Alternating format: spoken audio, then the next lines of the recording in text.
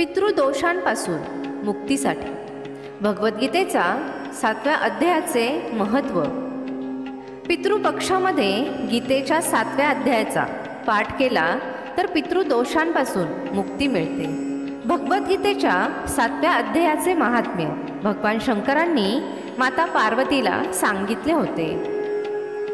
भगवान शिव म्हणतात, हे पार्वती, मी आता गीतेच्या 7व्या अध्यायाचे महात्म्य सांगतो, जे ऐकल्यामुळे कानांमध्ये अमृतवर्षा झाल्यासारखे वाटते. पाटलीपुत्र नावाचे एक दुर्गम नगर आहे, ज्याचे प्रवेशद्वार खूप उंच आहे. त्या नगरामध्ये शंकुकर्ण नावाचा एक ब्राह्मण राहत होता. त्याने वैश्यवृत्तीचा आश्रय घेऊन खूप धन कमावले होते, पण त्याने कधीही पितरांचे तर्पण केले नाही आणि कोणत्याही देवतांचे पूजनही केले नाही.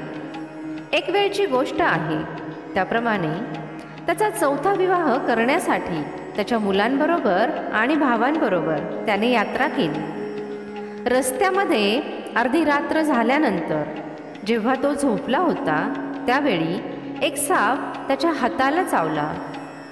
तो साप चावल्यामुळे ब्राह्मणाची अशी अवस्था झाली की मंत्र आणि औषध यांचा त्याच्या शरीरावर काहीही फरक पडत नव्हता.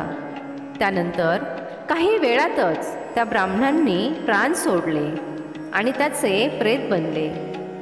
नंतर काही काळाने त्या प्रेताने सर्पयोनीमध्ये जन्म घेतला. त्याचे मन धनाच्या वासनेमध्ये बांधलेले होते. त्याने आधीचे सगळे आठवून विचार केला की मी घराच्या बाहेर करोडोच्या संख्येमध्ये जे धन लपवून ठेवले आहे, त्यापासून मुलांना दूर करून स्वतःच त्या धनाचे रक्षण करेल. सापाच्या योनीमध्ये असल्यामुळे त्रास होऊन ब्राह्मणाने एक दिवस स्वप्नामध्ये येऊन मुलांना त्याचा विचार सांगितला. त्याच्या मुलांनी सकाळी उठल्यानंतर आश्चर्यचकित होऊन एकमेकांना पडलेले स्वप्न सांगितले. त्याच्या मुलांमधील मधला मुलगा कुदळ हातात घेऊन घराच्या बाहेर आला आणि जिथे त्याचे वडील सर्पयोनी धारण करून राहत होते त्या ठिकाणी गेला. पण त्या मुलाला वडिलांनी धन कुठे लपवून ठेवले आहे हे माहीत नव्हते. पण तरीही त्याने चिन्हांचा अभ्यास करून त्या धन ठेवलेली जागा निश्चित केली आणि खोदायला सुरुवात केली. आणि त्या खड्ड्यातून एक भयानक साप बाहेर आला आणि म्हणाला, तू कोण आहे? कोठून आलास? कशासाठी आलास?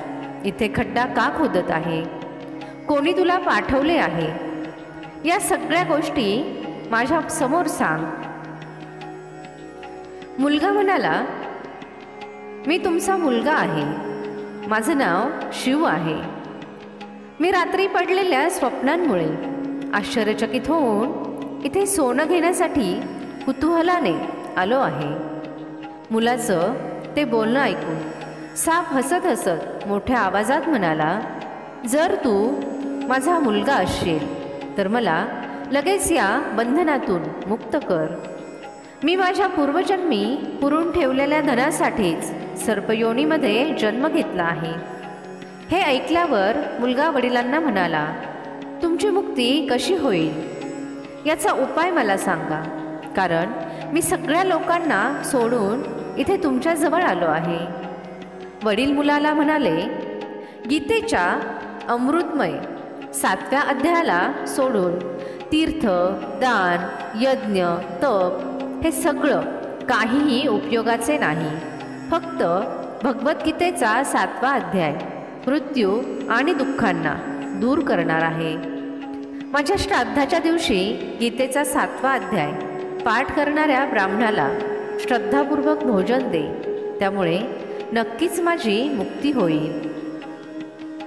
सर्पयोनीमध्ये असलेल्या वडिलांचे हे शब्द ऐकून सगळ्या मुलांनी त्यांच्या आज्ञेनुसार आणि त्यापेक्षा जास्तच केले.